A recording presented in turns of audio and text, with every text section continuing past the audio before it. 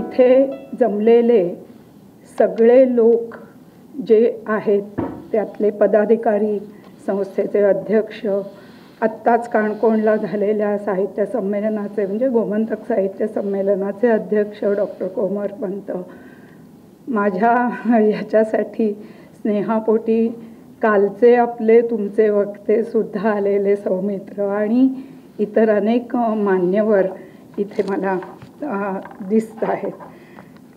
ज्या संस्थेने गोव्यातल्या गोमंतकातल्या साहित्यिक सांस्कृतिक वातावरणावर आपला ठसा उमटवला, त्या संस्थेने जेव्हा आपल्या व्याख्यानमालेसाठी येण्याबद्दल मला विचारलं त्यावेळी मला अर्थातच आनंद झाला.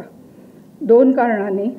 कारण ही संस्थासुद्धा आमच्या एशियाटिकसारखी मुळात ग्रंथालयापासून सुरू होऊन तिने आपलं सगळा विस्तार आजवर एवढा केला आहे. 112 जवळपास वर्ष झाली या संस्थेला आणि तिने केलेलं काम मी आधीपासून ऐकत होते. त्यामुळे त्या संस्थेमध्ये येण्याचा मनापासून झालेला आनंद आधीच व्यक्त करते आणि पदाधिकाऱ्यांनी मला हे निमंत्रण दिलं आणि आपल्यासारख्या रसिकांशी संवाद साधायची संधी दिली याबद्दल त्यांचे सर्वांचे मनपूर्वक आभार मानते. गेल्या वर्षीच्या एप्रिलमध्ये प्रियोळकरांच्या संग्रहांचं प्रकाशन करण्याच्या निमित्ताने मी त्यांच्या मूळ घरी फोंड्याला गेले होते आणि तिथे आम्ही त्या पुस्तकांचं प्रकाशन केलं होतं. त्याचवेळी एशियाटिकबद्दल काही बोलावं अशी एक सूचना आधी आली होती, पण मला त्यावेळी ते अप्रस्तुत वाटलं आणि मग असं वाटलं की इतकी जी मंडळी साहित्य, संस्कृती आणि इतर पुस्तकांविषयीचं प्रेम बाळगून आहेत त्यांच्या पुढे आपण एशियाटिकबद्दलच काहीतरी बोलावं आणि म्हणून मी ही आजची संधी घेतली आहे एशियाटिकबद्दल बोलण्याची. सुरुवातीला ज्यांच्या नावे आजचं व्याख्यान आहे त्यांच्या स्मृतीला वंदन करते आणि डॉक्टर कोमरपंत यांचं अध्यक्षपदाच्या निवडीबद्दल संमेलन झालं असलं तरीही आता पण मनपूर्वक अभिनंदनही करते. मला इथे यायचं म्हटल्यानंतर आणि एशियाटिकबद्दल म्हटल्यानंतर एकदम एक छोटीशी आठवण झाली. मी अगदी लहान असताना 5-7 वर्षांची असेन त्यावेळी वसईला राहत होते. आता आपण ऐकलं वडील मुंबईला घेऊन यायचे कधीतरी मुंबईतल्या काही चीजा दाखवायला त्यांच्या मते आणि त्या चीजा असत ह्या अशा प्रकारच्या एशियाटिक सोसायटीसारख्या वगैरे असत. तेव्हा वडिलांचं बोट धरून मी पहिल्यांदा त्या एशियाटिकच्या वास्तूकडे असं मान वर करून बघितलं होतं आणि तिचा भव्यपणा डोळ्यामध्ये ठसलेला होता.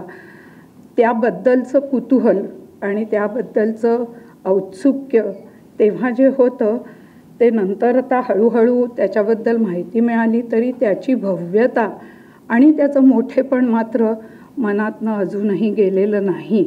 आणि पुस्तकांविषयीचं प्रेम हे जवळजवळ जन्मजात असावं अशा पद्धतीने का प्रेम करत आल्यामुळे त्या संस्थेविषयी मनात अपार आपुलकी आहे आणि त्यामुळेच त्याविषयी बोलताना किती सांगू आणि किती नाही असं होण्याची माझी शक्यता आहे. तर जर समजा थोडंसं मागे पुढे झालं तर आपण सगळेजण कृपया ते समजून घ्यावं अशी तुम्हाला मी आधीच विनंती करते. एशियाटिक सोसायटी म्हणजे विद्वत्ता आणि व्यासंग यांचा संगम असं शीर्षक मी दिलं, पण खरं म्हणजे अक्षरनिष्ठांची मांदियाळी असं शीर्षक असायला पाहिजे असं माझं मला वाटत होतं. कारण आपल्यासारखे सगळे अक्षरनिष्ठ साहित्यप्रेमी लोक समोर आणि बोलायचं आहे तेही एशियाटिकसारख्या साहित्य नुसतं साहित्य असं नाही, तर ज्ञानप्रेमी, ज्ञानवर्धिष्णू करणाऱ्या संस्थेविषयी, आणि त्यामुळे तेच नाव द्यावं का अशा विचारात होते. पण डॉक्टर अरुण टिकेकरांनी त्यांच्या पुस्तक प्रेमाबद्दल जे पुस्तक लिहिलं आहे त्याचं नावही अक्षरनिष्ठांची मांदियाळी असंच आहे.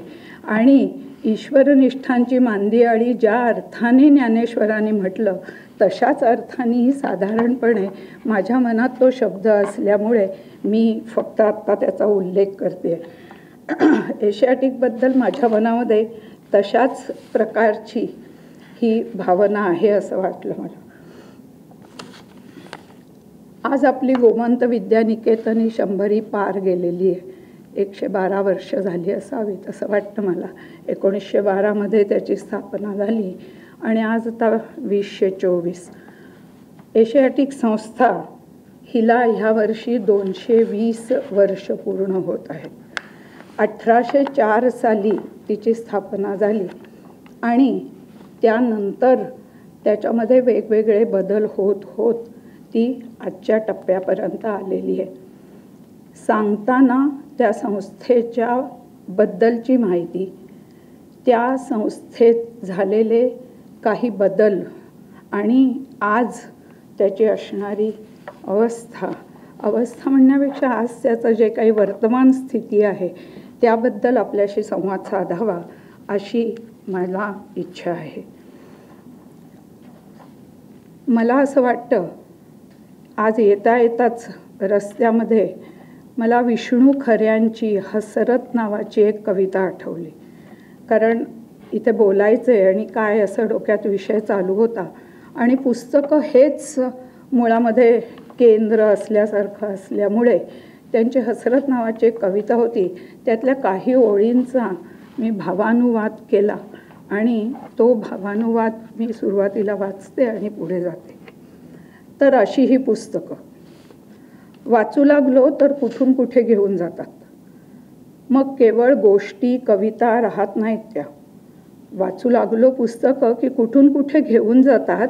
मग केवळ कथा कविता एवढ्या राहत नाहीत त्या. कशी कोण जाणे कुठली तरी किल्ली फिरते आणि कोणत्या काळात, कोणत्या जगात, कोणत्या प्रश्नांसोबत गतकाळातल्याही आधीच्या काळात आपल्या मनात किती खोल आणि तरी आपल्यापासून कितीतरी दूरवर घेऊन जातात आपल्याला ही पुस्तकं. कधी कधी कळणंही अवघड. तर अशा ह्या पुस्तकांनी मला आज जी सगळी मनोमन सफर घडवली आहे त्या सफरीचाच इतिहास हा मी तुमच्या पुढे मांडते आहे. आज सर्वसाधारण लोकांच्यासाठी एशियाटिक म्हणजे आपण हिंदी सिनेमांमध्ये बघतो ना, बहुतेक वेळेला हिंदी सिनेमांमध्ये जे कोर्टाचे सीन असतात ते कोर्ट म्हणून एशियाटिकची बिल्डिंग दाखवलेली असते. मगाशी इथे यांनी ह्या क्लिपमध्ये दाखवली. स्वच्छ पांढरी ज्याची समोरची बाजू आहे, डोरिक शैलीतले 8 मोठे खांब आहेत आणि ज्याला 30 वर चढण्यासाठीच्या पायऱ्या आहेत. अशी त्यावेळच्या सगळ्या काळातच नव्हे तर आजही 200 वर्षानंतर अत्यंत देखणी दिसणारी आणि भव्य वाटणारी अशी ही वास्तू. एशियाटिक म्हटलं की ही वास्तू जशी डोळ्यासमोर येते ना, तसं मुंबईतल्या संमिश्र लोकजीवनाचा प्रभाव तिथे असणाऱ्यांवर आणि तिथे वावरणारे अनेक नामवंत एवढं आपल्या मनात येतं. पण तिची सुरुवात कशी झाली त्याची गंमत आहे. 1800 म्हणजे 19व्या शतकाच्या सुरुवातीला आपल्याला माहिती आहे कंपनी सरकार आलेली होती, वसाहतवादी ब्रिटिश इथे होते आणि आपल्यावर हळूहळू त्यांचा प्रभाव, त्यांचं राज्य येऊ घातलेलं होतं. पुढे 1818 आपण त्यांच्या ताब्यात गेलो हे आपल्याला सगळ्यांना माहितीच आहे.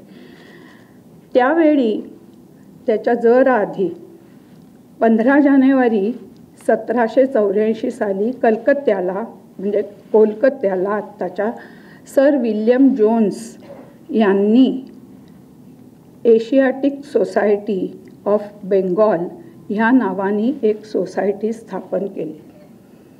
आता सोसायटी म्हटली की समाज असं आपण म्हणतो. समाज हा व्यापक अर्थ झाला, पण व्यक्तींचा समुदाय म्हणजे सोसायटी असं जर म्हटलं तर त्या सोसायटीला जे सगळं मूर्त रूप येतं किंवा जे अस्तित्व येतं ते त्याच्यामध्ये असणाऱ्या व्यक्तींमुळे, माणसांमुळे येतं हे आपल्याला माहिती आहे.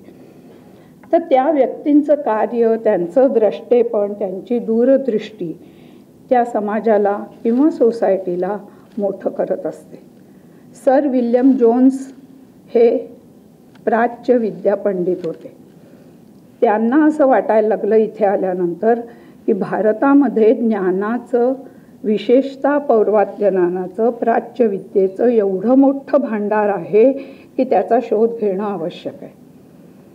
2-1 वर्षांपूर्वी लोकसत्तेमध्ये प्रदीप आपटे, डॉक्टर प्रदीप आपटे हे त्यांची विद्या नावाने एक सदर लिहित होते, ज्यामध्ये ब्रिटिशांनी इथे आल्यानंतर आपल्याच देशातल्या कितीतरी चांगल्या वैभवशाली गोष्टींचा शोध आपल्यालाच कसा लावून दिला आणि त्यांनी आपल्यासाठी काय काय कोणकोणत्या प्रकारे त्याच्यामध्ये दृष्टी आपल्याला प्राप्त करून दिली ह्याचं वर्णन केलेलं होतं.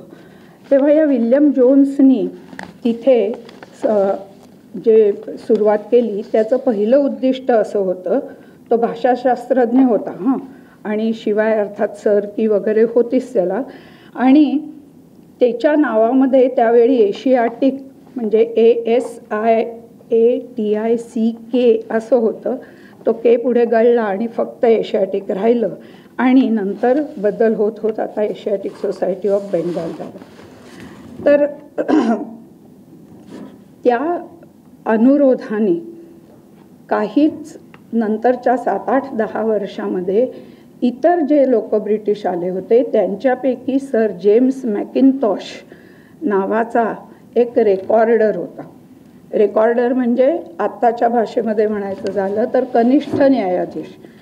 त्या कनिष्ठ न्यायाधीशाला असं वाटलं की अरे इथे तर काय हे सगळे लोक म्हणजे जरा आपल्या भाषेमध्ये म्हणायचं झालं तर गावंढेच आहेत किंवा गावठी आहेत.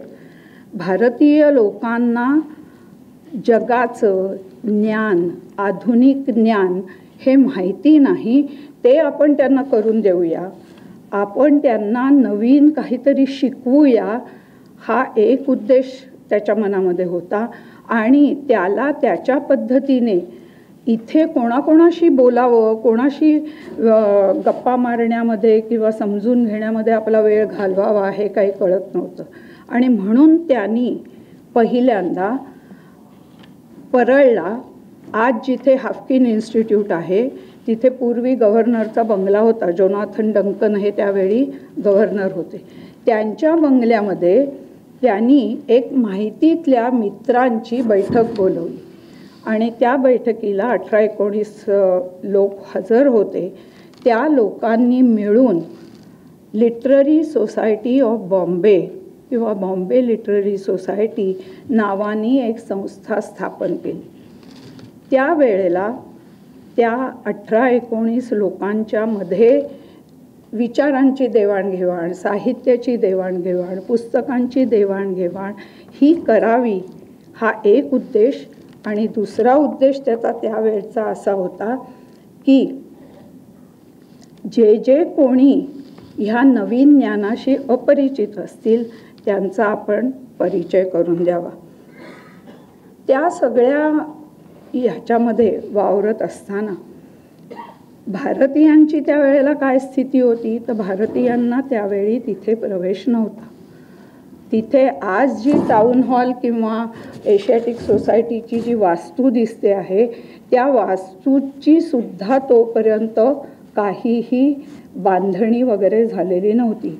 हाफकिन इन्स्टिट्यूट आज जिथे आहे तिथेच हे सगळे लोक भेटत होते, पण त्यांनी एक फॉर्मल अशा प्रकारची, औपचारिक प्रकारची सोसायटी स्थापन केली आणि मग तिथे त्यांच्या बैठका व्हायला लागल्या.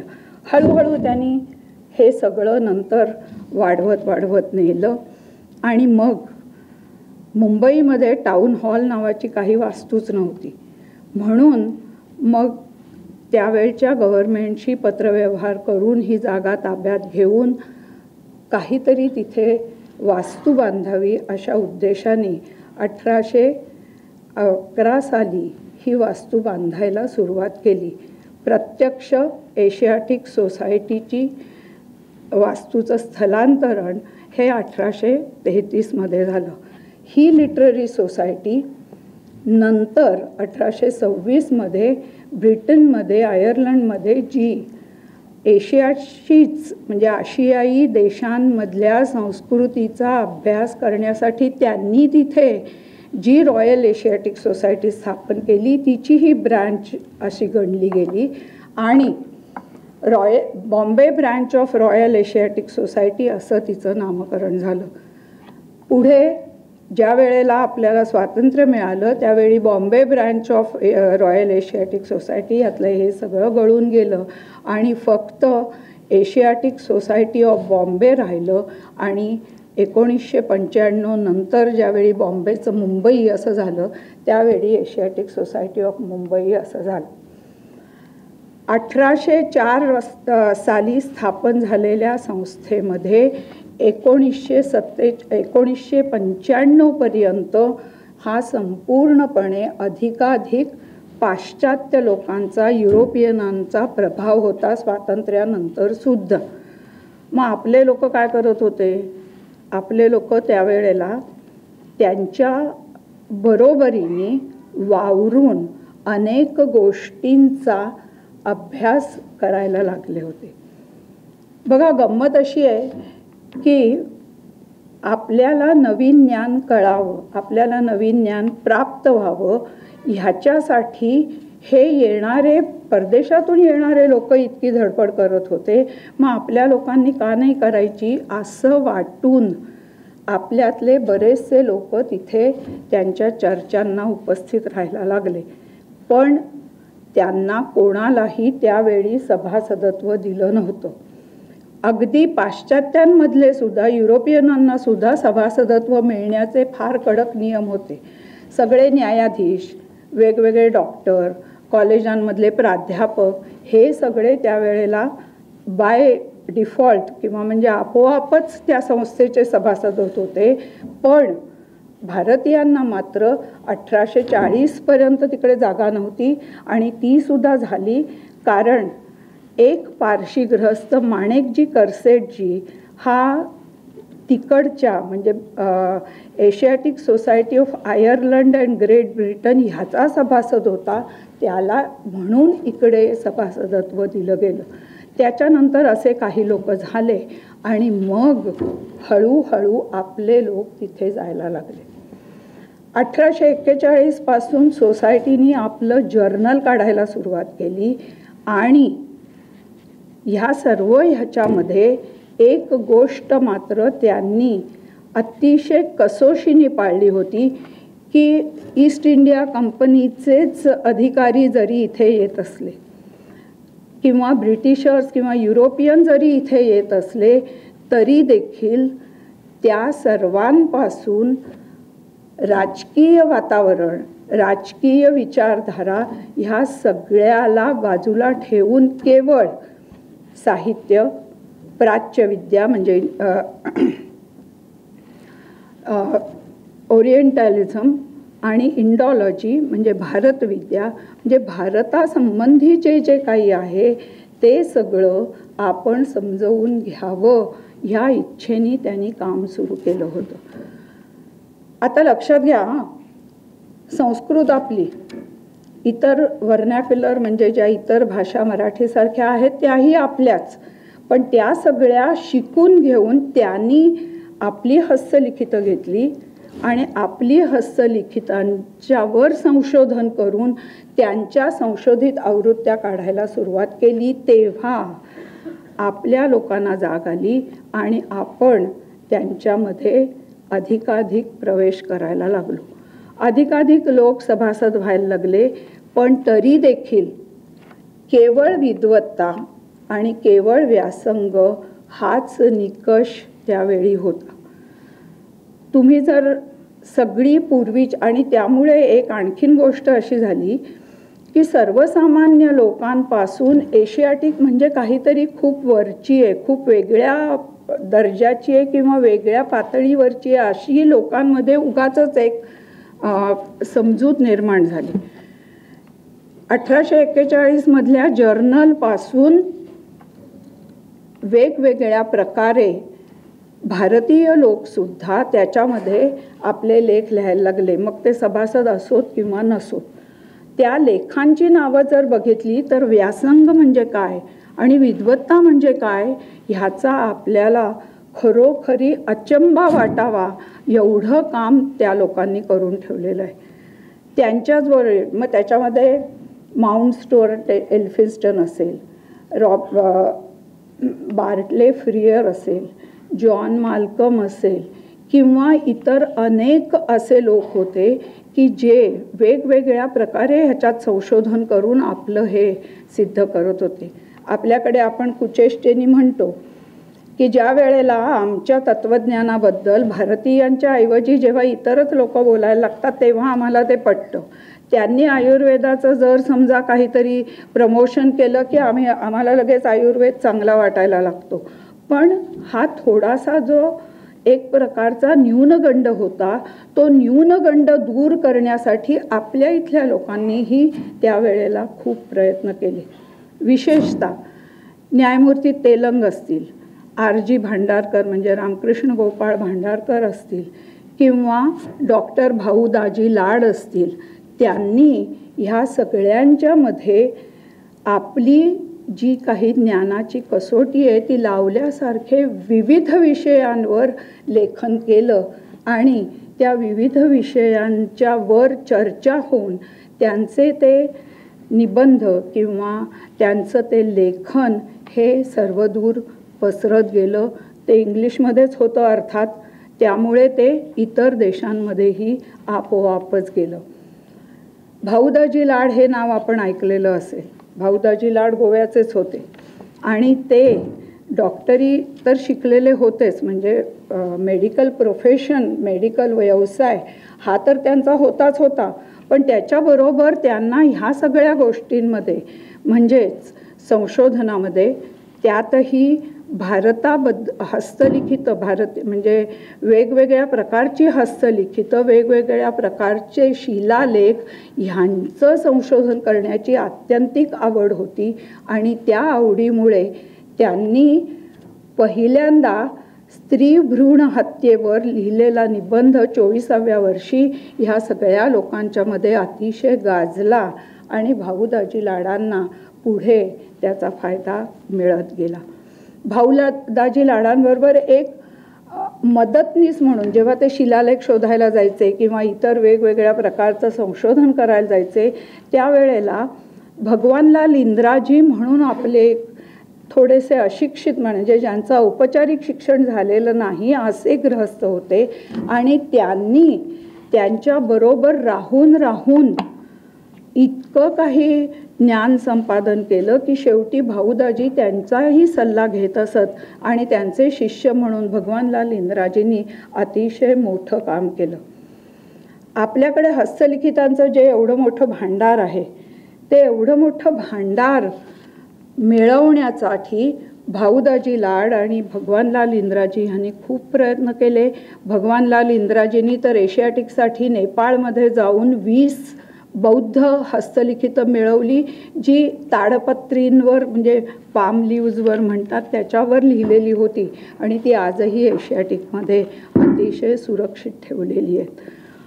ह्या सगळ्या लोकांनी केलेले म्हणजे मी इतकी नावं घेत गेले की आपल्या लक्षात येईल की ह्या लोकांनी एशियाटिकवरच्या प्रेमामुळे म्हणजे इथेच ह्या सगळ्या गोष्टींना जागा आहे असं समजून त्यासाठी प्रयत्न केले.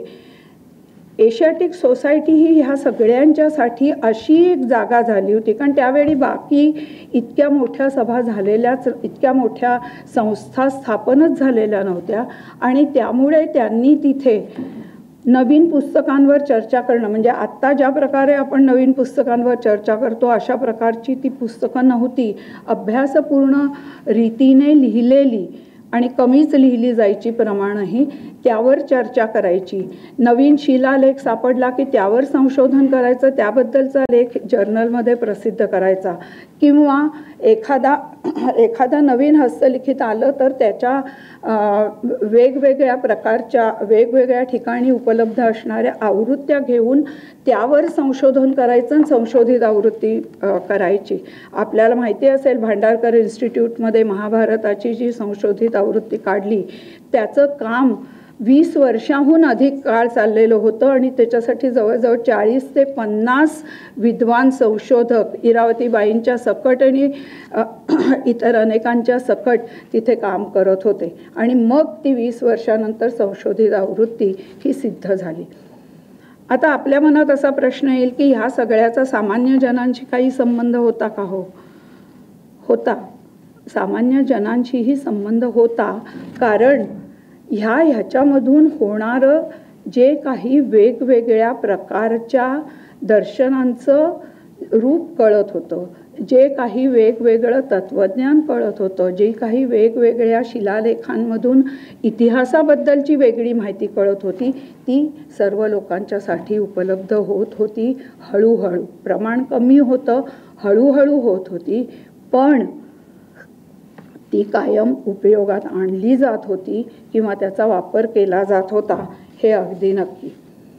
इतके मोठे मोठे लोक इतके नामवंत अशा प्रकारचे युरोपियन आणि भारतीय तिथे होऊन गेले. लोकमान्य टिळक त्याचे सभासद होते. लोकमान्य टिळकांनी ओरायन लिहिलं हे आपल्याला सगळ्यांना माहिती आहे.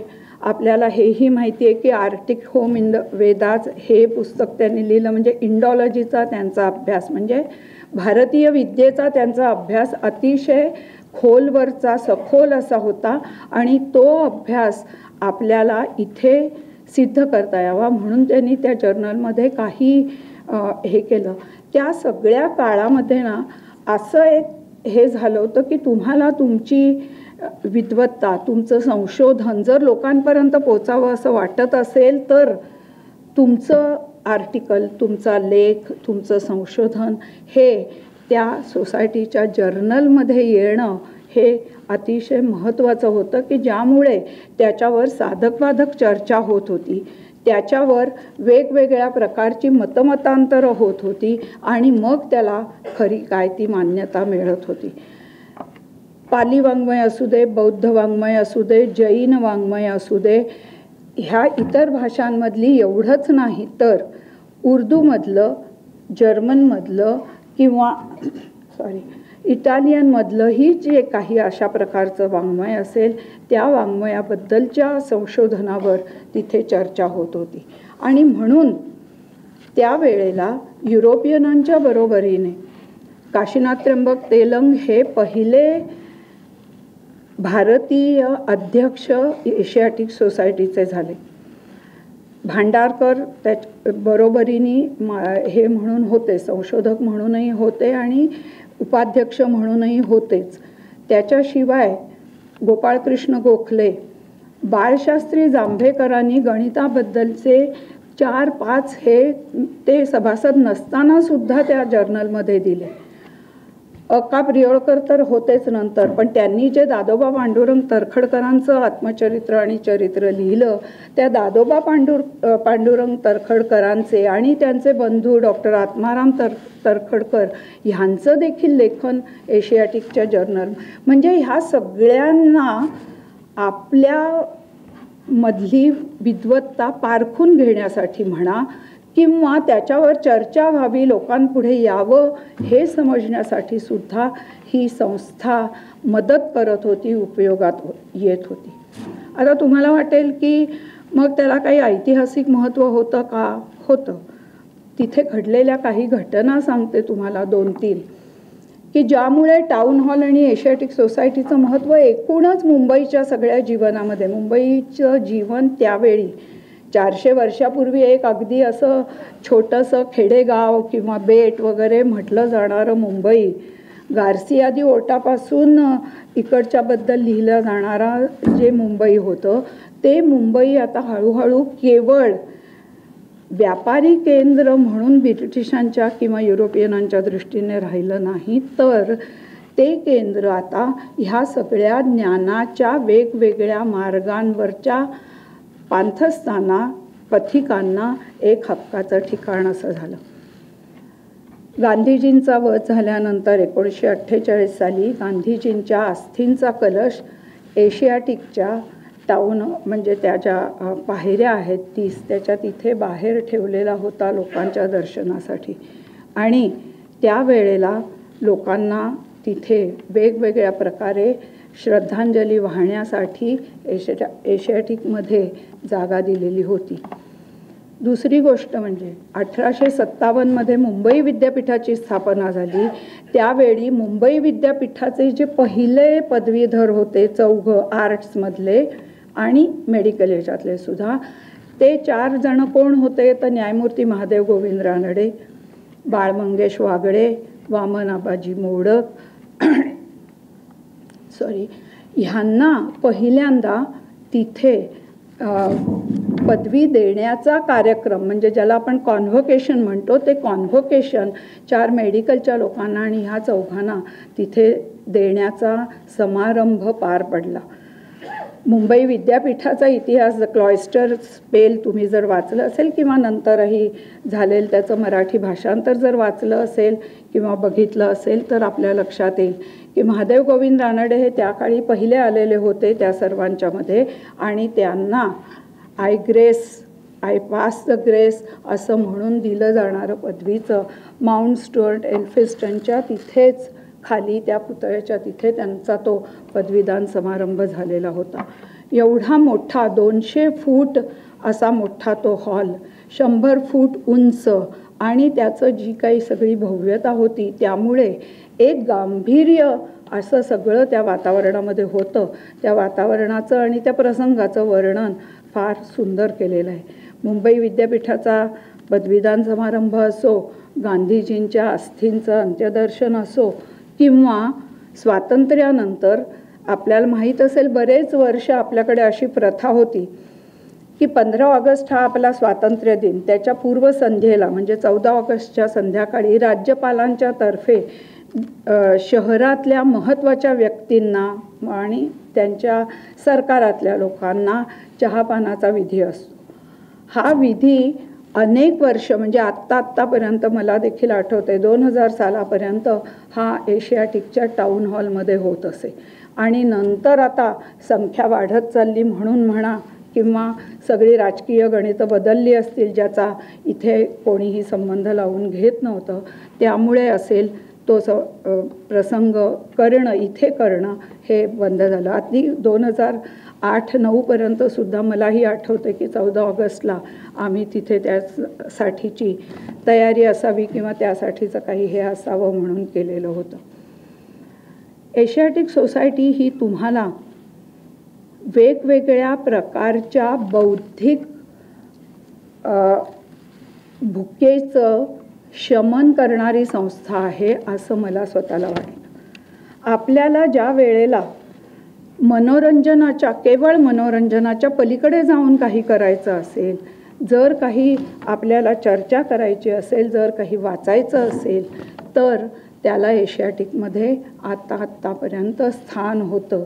कारण शहरातले सगळे अशा प्रकारे इच्छा असणारे लोक, मग ते अशोक शहाणे असू देत, अलीकडचे म्हणजे आता तेही खरे म्हणजे पुढच्या पिढीमध्येच गेलेले आहेत, अशोक शहाणे, अरुण कोलटकर असतील, किंवा तिथे सगळ्या वृत्तपत्रांची ऑफिसं असल्यामुळे गोविंदराव तळवलकर असतील किंवा इतर संपादक मंडळी असतील, पत्रकार मंडळी असतील, ह्यांची त्या एशियाटिक सोसायटीमध्ये सकाळी एक अनौपचारिक गाठीभेटी होऊन त्यांच्या तिथे ज्या चर्चा चालत असत त्या केवळ आपण ऐकण्याने सुद्धा आपल्या ज्ञानामध्ये एवढी भर पडत असे असं मला स्वतःला वाटतं.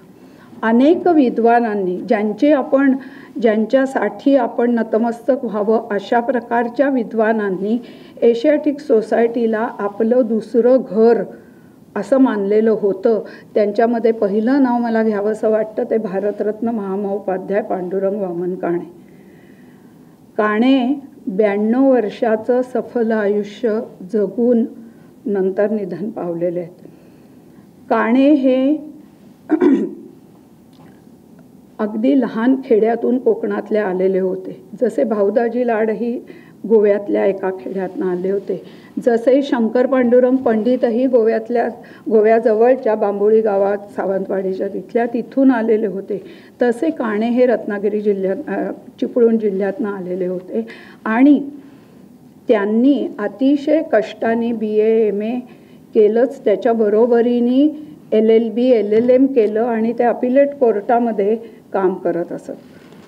पुढे त्यांना एकूणच संस्कृत आणि भाषाशास्त्र ह्याच्याबद्दलची इतकी आवड होती आणि त्याच्या जोडीत कायदा शिकल्यामुळे धर्मशास्त्राबद्दलची आवड त्यांना अतिशय निर्माण झाली आणि म्हणून त्याबद्दलचा अभ्यास त्यांनी केला. आपल्या सगळ्यांना माहिती असेलच, मी थोडीशी आठवण करून देते फक्त. धर्मशास्त्राबद्दलचे 5 खंड त्यांनी एशियाटिकमध्ये बसून तिथल्या ग्रंथांच्या मदतीने केलं, ज्याच्यामुळे हिंदू कायदा, हिंदू वारसा हक्क, हिंदूंच्या विधवांच्या बद्दलचे वेगळे वेगळे कायदे, हे सगळे जे काही कलहाचे, भांडणांचे, विवादाचे विषय होते, ते सगळे विषय त्यांनी त्या 5 खंडांमध्ये, 5 खंडांपैकी 3रा आणि 7वा खंड ह्याचे 2-2 भाग आहेत, म्हणजे एकूण 7 खंड असा जवळजवळ 15,000 छापील पृष्ठांचा धर्मशास्त्र हा ग्रंथ आहे, ज्याची राधाकृष्णन यांनी देखील अतिशय मनपूर्वक त्याचं कौतुक केलेलं आहे. काण्यांना गंमत आहे, मुंबई विद्यापीठाने कुलगुरू म्हणून नेमणूक दिली. 2 वर्ष त्यांनी केलं, त्यांनी त्यांचं काम व्यवस्थित केलं. मग ते आणखीन करावं म्हणून विद्यापीठाच्या सिनेटनी त्यांना ज्या वेळेला विनंती केली तेव्हा ते म्हणाले नाही, कारण माझ्या उपजीविकेचं ह्या अपिलेट कोर्टामध्ये काम करणं हेच मुख्य आहे आणि मला संशोधन करायचं आहे. मी नुसता कुलगुरू होऊन माझं पोट भरणार नाही. आणि म्हणून अनेक मानमरातब परदेशातले सुद्धा मिळाल्यानंतर महामहोपाध्याय काणे हे शेवटपर्यंत गिरगावातल्या आंग्रेवाडीतल्या 2 खोल्यांमध्ये राहिले. तिथून बसनी एशियाटिकला येत असत. एशियाटिकचा जो संशोधन विभाग आहे किंवा संशोधन कक्ष आहे, त्या संशोधन विभागामध्ये हे 2 विद्वान कायम आपलं दुसरं घरच आहे अशा समजुतीने तिथे बसत. त्यापैकी एक होते महामहोपाध्याय काणे आणि दुसऱ्या आपल्या दुर्गाबाई भागवत. दुर्गाबाईंचं तर दुसरं घरच एशियाटिक असं झालेलं होतं. सगळा अभ्यास त्यांचा जो काही लोकसाहित्याचा असेल किंवा बौद्ध वाङ्मयाचा असेल, तो सगळा अभ्यास त्यांनी तिथे बसून केला. सकाळी 11:30-12 वाजता यायचं, आपला डबा घेऊन यायचं आणि संध्याकाळी ज्या वेळेला लायब्ररी बंद होते त्यावेळेसच जायचं. हा त्यांचा अनेक वर्षांचा कार्यक्रम होता आणि काणे देखील तसंच करत असत. असे अनेक विद्वान तिथे येऊन अभ्यास करत आपल्या वेळेचा, आपल्या बुद्धीचा कस लावण्यासाठी अत्यंत शिस्तशीर पद्धतीने, अतिशय व्यवस्थितपणाने संशोधनाचं काम करत असत. आज एशियाटिकमध्ये जवळजवळ 2.5 ते 3.25 लाख पुस्तकं आहेत. कारण आपल्याला माहिती आहे, जसं गोमंत विद्यानिकेतनचं आहे की पहिली सुरुवात जी केंद्र जे असतं ते पुस्तकांची लायब्ररी म्हणून सुरू होतं आणि मग बाकीचे सगळे उपक्रम त्याच्या आजूबाजूनी येतात. एशियाटिकची सुरुवात मॅकिन्टोशनी जी केली, त्यांनी जेव्हा पुस्तकं पहिल्यांदा घेतली, ती पहिली पुस्तकं त्यांना देणारे होते गावामधले, म्हणजे त्यावेळच्या मुंबई शहरामधले वेगवेगळे मेडिकल प्रोफेशनचे लोक किंवा मुलकी अधिकारी, म्हणजे सनदी अधिकारी ज्याला आपण म्हणतो, IAS ICS वगैरे ह्या दर्जाचं काम करणारे लोक जे होते, त्यांना पुस्तकांचा विलक्षण छंद असे. आपल्याकडेही आज मी ऐकलं की दौलतराव हवालदार हे मुलकी अधिकारी होते आणि पुस्तकांचा विलक्षण मोठा संग्रह त्यांच्याकडे आहे. तसंच त्यावेळी त्यांनी अनेकांनी देणग्या म्हणून दिल्या आणि त्यापासून सुरुवात झाली. बरं, त्याच्यानंतर ह्या पुस्तकांच्यामध्ये जी वाढ होत गेली, जसं मगाशी म्हटलं तसं ही पुस्तकं जी आहेत त्याच्यामध्ये हस्तलिखितांचं मोठं स्थान आहे. जवळजवळ 3000 हस्तलिखितं वेगवेगळ्या भाषांमधली आज एशियाटिकमध्ये आहेत. त्यांचं जतन आणि संवर्धन करणं ही एक मोठी जबाबदारीचं काम आहे. अलीकडेच आधी 2300 वगैरे हस्तलिखितं होती. त्याच्यात आधी मगाशी मी उल्लेख केला तसं भगवानलाल इंद्राजींनी आणलेली 20 नेपाळहून मिळालेली बौद्ध हस्तलिखित. सांगायचं आणखी एक महत्त्वाचं किंवा विशेष करून सांगायची गोष्ट म्हणजे अनंत कान्हेरेंनी ज्या जॅक्सन कलेक्टरचा खून नाशिकला केला, तो AMT जॅक्सन हा संस्कृतचा उत्तम अभ्यासक होता. नुसता संस्कृतचा असं नाही तर लोकसाहित्याचाही तो खूप मोठा अभ्यासक होता. आणि त्याला ह्या नाशिकच्या आजूबाजूच्या गावांमध्ये हिंडून वेगवेगळ्या लोकांशी बोलून त्यांनी तिथल्या त्यांच्या लोकभाषा या बऱ्याचशा आत्मसात केलेल्या होत्या. त्यांनी त्याबद्दल पुस्तकं पण लिहिलेली होती. आणि त्याला तिथली सगळी त्या छोट्या छोट्या खेडेगावांमधली लोक पंडित म्हणत असत. पंडित जॅक्सन असंच त्याचं नाव होतं. आणि त्या पंडित जॅक्सननी खूप असा पुस्तकांचा संग्रह केलेला होता. दुर्दैवाने काही गफलतीमुळे, चुकीच्या समजुतींमुळे किंवा कशामुळे माहिती नाही, पण त्याच्या मृत्यूनंतर, त्याचा वध झाल्यानंतर त्याचे सगळे कुटुंबीय ज्या वेळेला परत जायला निघाले त्यावेळी आम्हाला ह्या पुस्तकांचं काय करायचं म्हणून त्यांनी तो सगळा संग्रह एशियाटिकनी त्यांच्याकडून, त्यांच्या पत्नीला मदत म्हणून किंवा त्यांच्या ह्याचा विचार करून परिस्थितीचा, ती सगळी पुस्तकं एशियाटिकमध्ये ठेवली. आज जॅक्सन कलेक्शन म्हणून ती पुस्तकं वेगळी ठेवलेली आपल्याला दिसतील. त्याच्यामध्ये मी ज्या वेळेला तिथल्या हस्तलिखितांचा आणि या पोथ्यांचा अभ्यास करत होते त्यावेळेला माझ्या असं लक्षात आलं की अथर्ववेदाची एक आवृत्ती म्हणजे एक हस्तलिखित मला तिथे मिळालं. अथर्ववेदाच्या 2 शाखा आहेत. त्याच्यातली ही एक पैपलाद म्हणून शाखा आहे. त्या पैपलाद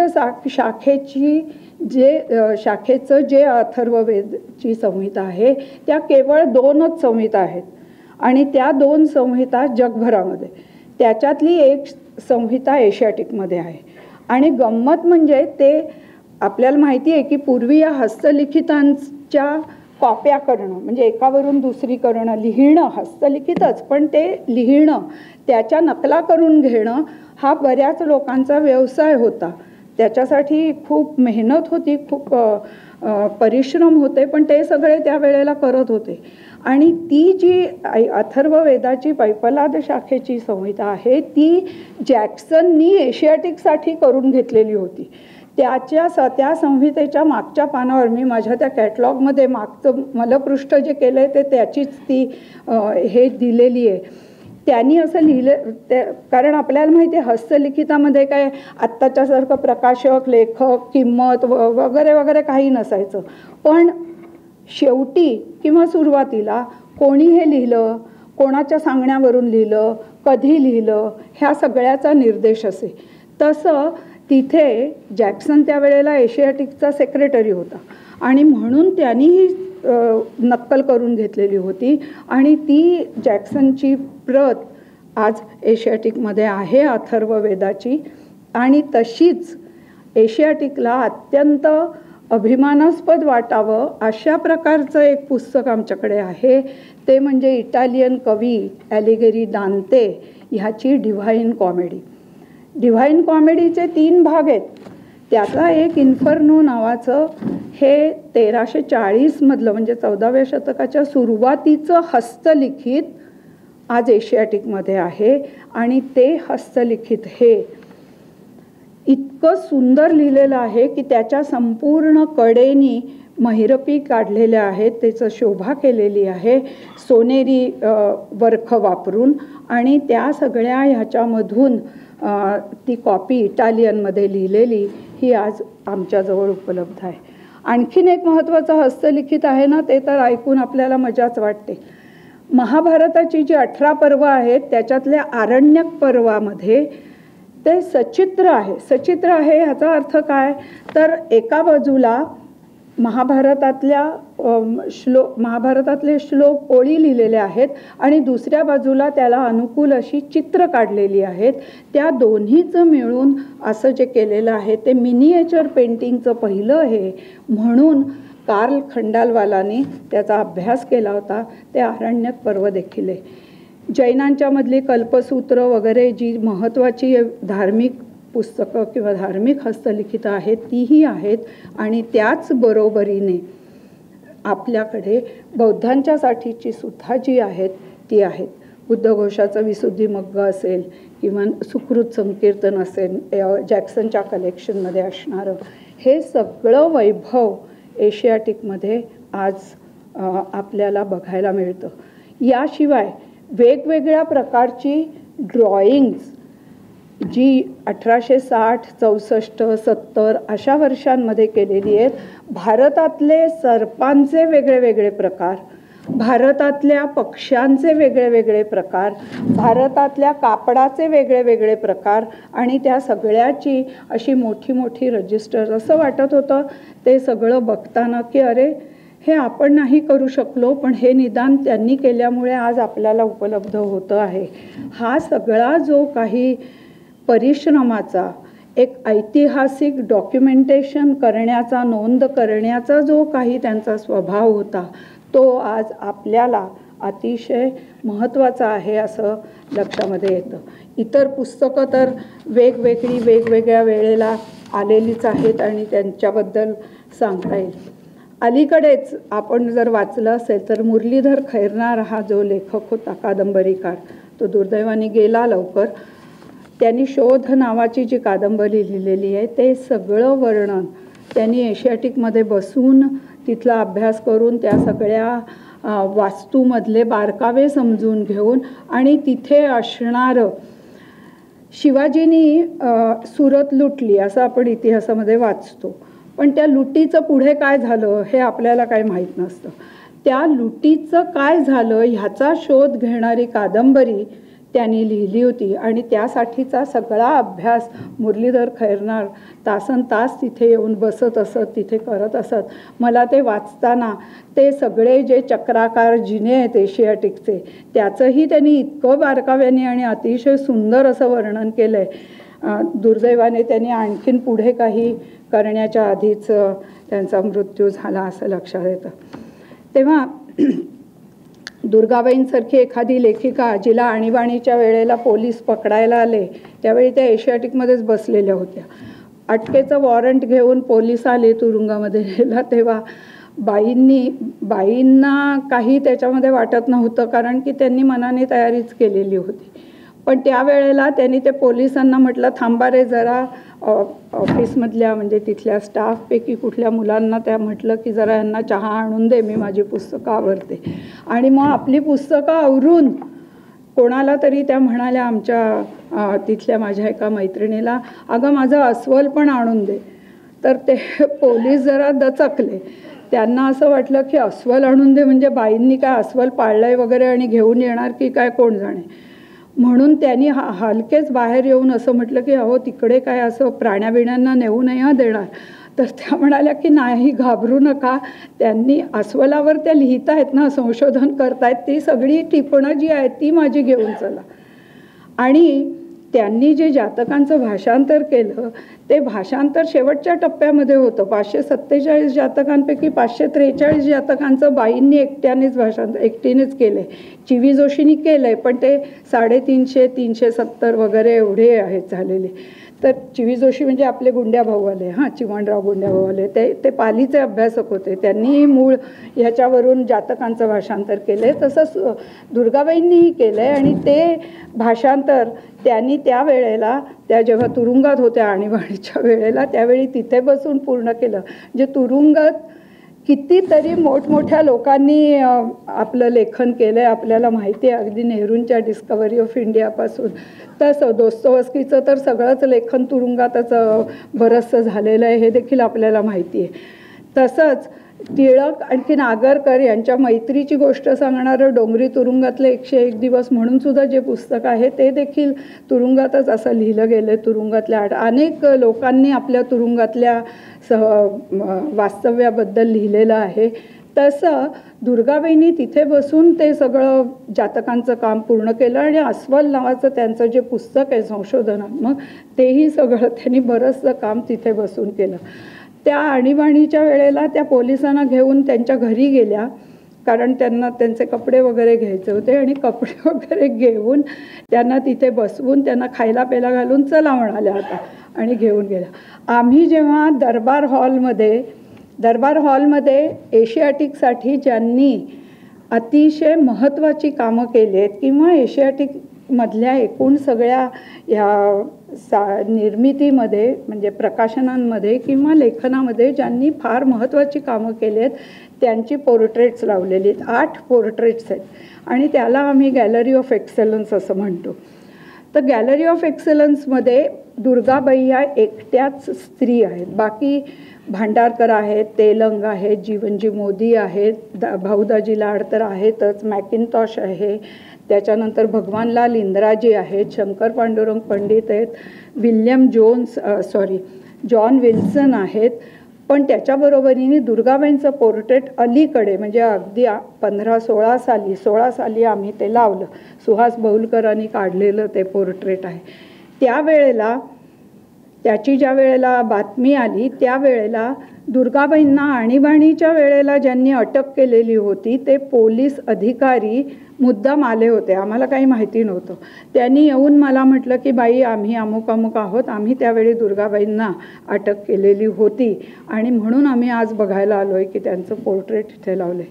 अशोक शहाण्यांनी मला एक असा प्रस्ताव सुचवला होता की दुर्गाबाईंचं पोर्ट्रेट लावायच्या आधी त्यांना एवढी अटक केली तर त्या पोलिसांनी म्हणे त्यांचे हाताचे ठसे घेतले होते, त्याचंच तुम्ही पोर्ट्रेट खरं म्हणजे लावायला पाहिजे होतं. म्हटलं पण त्या हातांनी एवढं काही महत्त्वाचं लिहिलं आहे, कारण जेवढा राग त्यांना म्हणजे जेवढं स्वातंत्र्य प्रेम होतं किंवा ब्रिटिशांच्याबद्दल त्यांची काही मोठी ह्याची भावना नव्हती, पण जॅक्सनला हे सगळं संस्कृतचं प्रेम होतं आणि लोकसाहित्याचं प्रेम होतं. तर त्या कलेक्शनच्या तिथे बसून दुर्गाबाईंनी एक लेख लिहिला आहे टोक टोक टोक नावाचा आणि जॅक्सनला उद्देशूनच लिहिलेला आहे.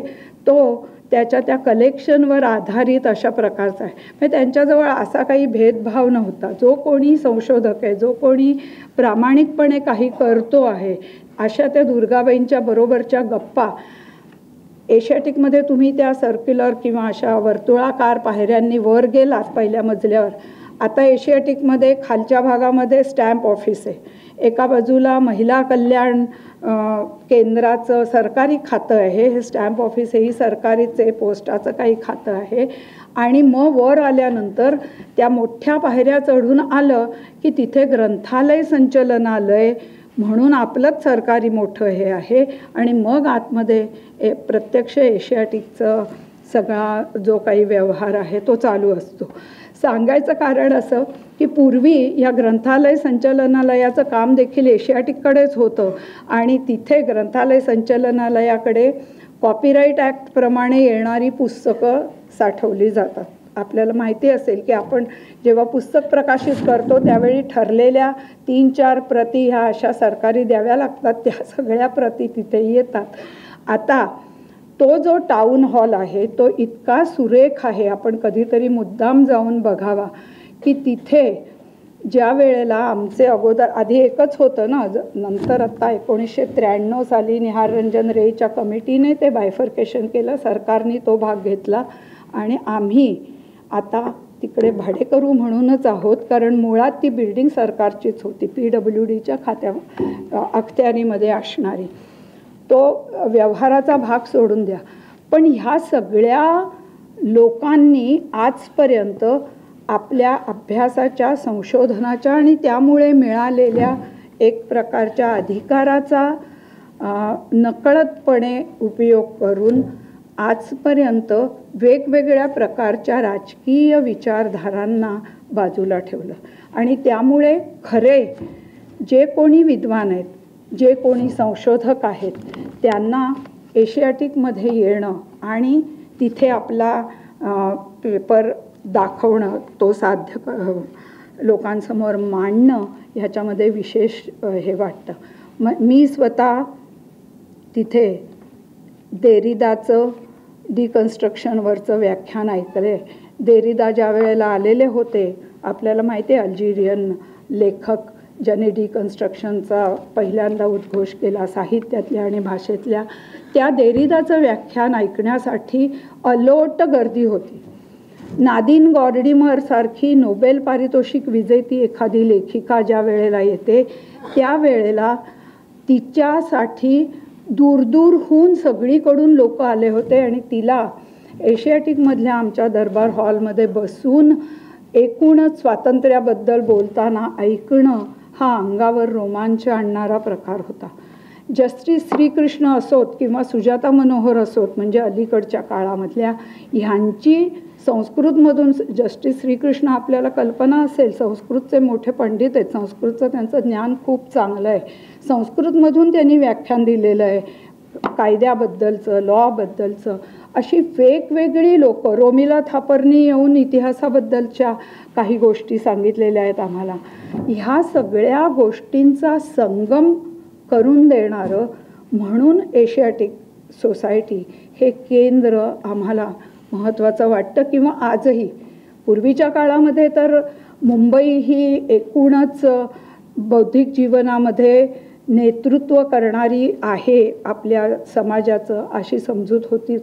मुंबई हे शहर, पण मुंबई हे शहर जितक्या लवकर वाढलं तितक्याच लवकर म्हणता येईल इतकं ते एक्झॉस्ट झालं किंवा त्याचा अतिवापर झाला आणि त्यामुळे ते शहर जणू काही आता थकल्यासारखं झालं की काय, असं मला अनेक वेळा वाटत असतं. अनेक वेळा असं वाटत असतं. डॉक्टर टिकेकरांचं एक पुस्तक आहे, de intellectualization of Mumbai, Mumbai de intellectualized ह्या नावाचं पुस्तक आहे, की तिथे खरोखरी जे सगळं विद्वत्तेचं, व्यासंगाचं, बुद्धीचं कर्तृत्व दिसणारी माणसं आवर्जून येत असत, तिथे आता हे सगळं इतक्या लवकर का गेलं असं त्यांना वाटत असे. आणि म्हणून त्याबद्दलचं प्रत्येक लेखकाची काय जबाबदारी आहे, प्रत्येक लेखक आणि समाज ह्यांचं काय नातं आहे, ते नातं आता बदलत चाललं आहे का किंवा त्याचा काही ऱ्हास होतो आहे का, ह्या सगळ्याचा विचार करणाऱ्या चर्चा एशियाटिकमध्ये अनेक वेळा झाल्या. आणि म्हणून श्याम बेनेगल असोत आणि नाहीतर आत्ता म्हटलं तसं रोमिला थापर असोत, तिकडनं आता आम्ही अलीकडच्या काळापर्यंतच्या नामवंतांपर्यंत किंवा खरोखरी जे अशा प्रकारे आपल्या विद्वत्तेसाठी प्रयत्न करतात त्यांच्या विद्वत्तेसाठी असं नाही, आपल्या विद्वत्पूर्ण अभ्यासाने जे चर्चा करतात, काही मार्ग दाखवतात, अशा लोकांच्या साठी हे आहे. रामचंद्र गुहांचं व्याख्यान मी एकदा आयोजित केलं होतं आणि त्यावेळेला त्यांना ते सगळं बघून असं वाटलं आणि ते म्हणाले की खरोखरी तुम्ही हे बाकीचे सगळे उपक्रम, म्हणजे आता जर्नल आहे, पुस्तकं आहेत, पुस्तकांचं आम्ही इतकी पुस्तकं, इतकी वर्तमानपत्र की टाइम्स ऑफ इंडियाचा पहिला अंक त्यांच्या ऑफिसमध्ये नाही पण तो आमच्याकडे आहे, म्हणून आम्ही त्याचं सगळं डिजिटायझेशन करतो आहे. ग्रंथ संजीवनी, ह्या सगळ्या ग्रंथांना संजीवनी देणारं काम हे आमच्या आधीच्या प्रेसिडेंटनी, म्हणजे आपले मुंबईचे कमिशनर होते शरद काळे, त्यांनी हाती घेतलं होतं. ते आम्ही पुढे करतो आहोत. ते डिजिटायझेशन करताना हे सगळे बॉम्बे क्रॉनिकल असेल, बॉम्बे कुरिअर असेल किंवा इतर अनेक अशा प्रकारची पुस्तकं आणि वर्तमानपत्र असतील, ती सांभाळून ठेवण्याचं काम आहे. प्रकाशनं करताना जी पुस्तकं व्यवहाराच्या दृष्टीनेच नको आहेत, ती म्हणजे प्रकाशक करायला तयार नाही आहेत, ती पुस्तकं आम्ही करतो. आणि म्हणून गार्सिया द ओर्टा असेल, नाही तर प्रार्थना समाजाच्या इतिहासाची नवीन सुधारित मूल्यवर्धित आवृत्ती आम्ही काढलेली असेल, किंवा बुद्धघोषावरचं एखादं BC लॉचं पुष्कळ 1940मधलं पुस्तक मी परत रिप्रिंट केलं असेल. मुंबईवरचं एक पुस्तक आम्ही केलं, त्याचं नाव आहे 0 पॉईंट बॉम्बे. त्याची गंमत आहे, 0 पॉईंट बॉम्बे एशियाटिक जिथे आहे त्या पॉईंटला 0 पॉईंट बॉम्बे असं म्हणतात. हे का आहे तर मुंबईचं जे भूमापन केलं गेलं ते भूमापन करताना तिथून सुरुवात झाली आणि मग तिथून पुढे सुरुवात केली, म्हणून त्याला त्या सगळ्या म्हणजे तो जो सगळा Horniman circle, Saint Thomas cathedral, आणखीन हा जो सगळा भाग आहे त्या भागाला 0 पॉईंट बॉम्बे असं म्हटलं जातं. आणि म्हणून तिथे त्याचं वर्णन करणारं आणि मुंबईबद्दलचं असं 0 पॉईंट बॉम्बे ह्या नावाचं पुस्तक आम्ही काही वर्षांपूर्वी प्रकाशित केलं.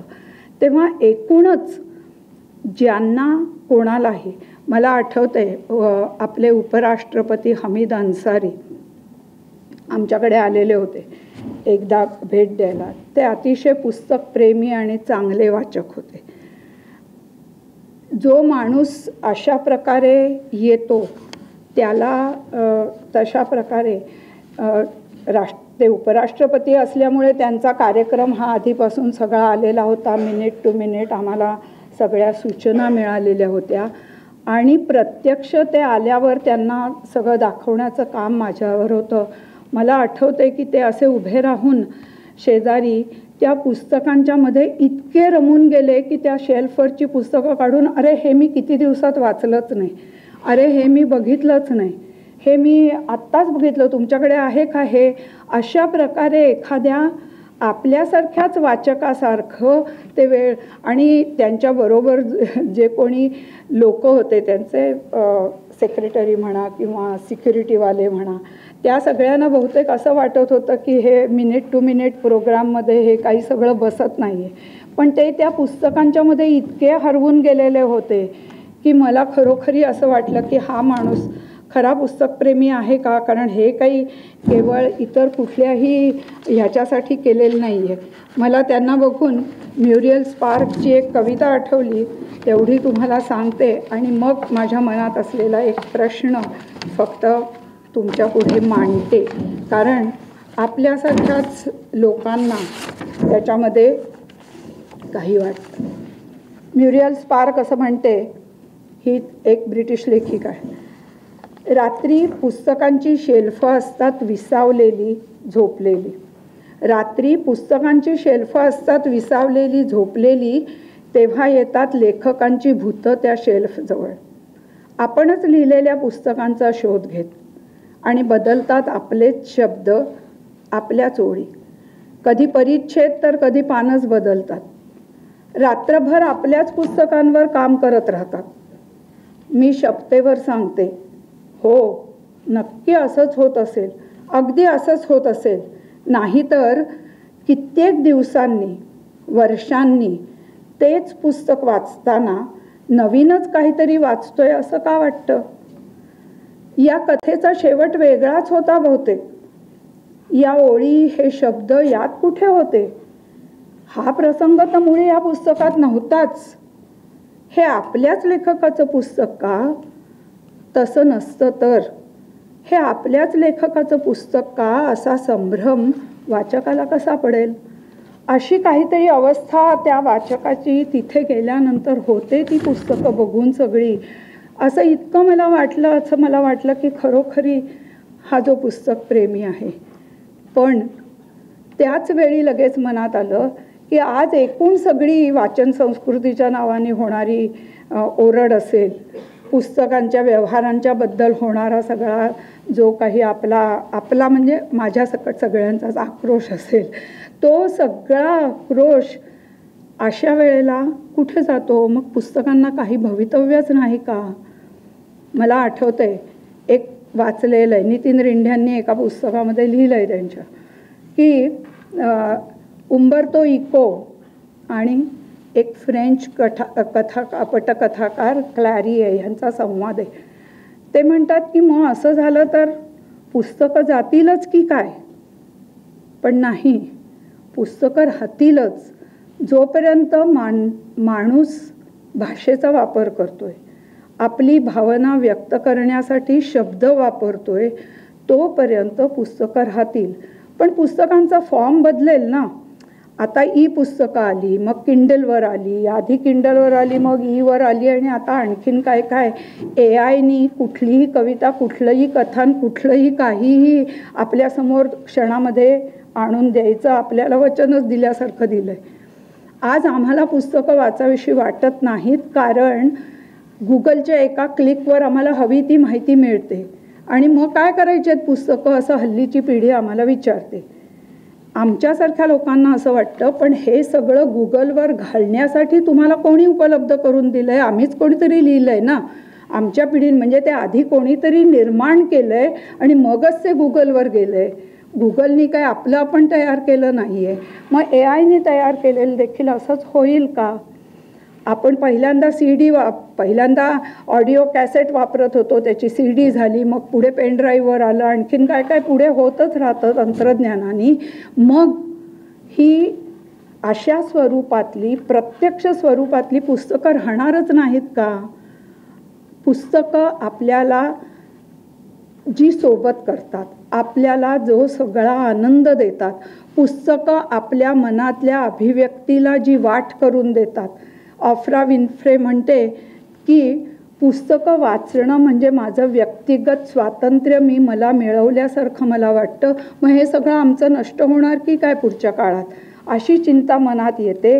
पण त्याच वेळेला तो उंबर्तो इकोसारखा एखादा माणूस, असं लेखक, कादंबरीकार असं म्हणतो की नाही, पुस्तकं ही कधीच नष्ट होणार नाहीत, कारण तुम्ही इलेक्ट्रॉनिक माध्यमातलं कुठलंही काहीही लिहिलेलं नष्ट करू शकता. उद्या समजा, त्यांनी असंच म्हटलं, उद्या समजा जगातली सगळी वीज गेली, सगळे कॉम्प्युटर, सगळं बंद पडलं, मग आम्ही काय वाचणार? तो म्हणाला, तरी माझ्या जवळची पुस्तकाची जी हार्ड कॉपी म्हणतो, जे प्रत्यक्ष पुस्तक आहे, ते मी सूर्यप्रकाशात वाचीन, नाही तर मेणबत्तीच्या प्रकाशात वाचीन. आमची ही पुस्तकांची संस्कृती किंवा पुस्तकांवरचं प्रेम आणि पुस्तकं ही कायमच राहतील, कारण माणसाने लिपीचा, शब्दांचा शोध लावल्यापासून ती माणसाला आजन्म आत्तापर्यंत सोबत करत आलेत, त्याला ज्ञान देत आलेत आणि त्याची सहचर आणि सखा बनत आलेत. मला असं वाटतं की आपल्यालाही सगळ्यांना मनामध्ये असं वाटावं आणि आपण अधिकाधिक त्या पुस्तकांवर प्रेम करावं. तर एशियाटिकनी एवढं जे काय विद्वत्तापूर्ण काम केलेलं आहे, त्याचा काहीतरी उपयोग पुढच्याही लोकांना होईल आणि त्या ग्रंथांना दिलेली संजीवनी कुठेतरी सार्थक होईल, अशी आशा आहे. नमस्कार.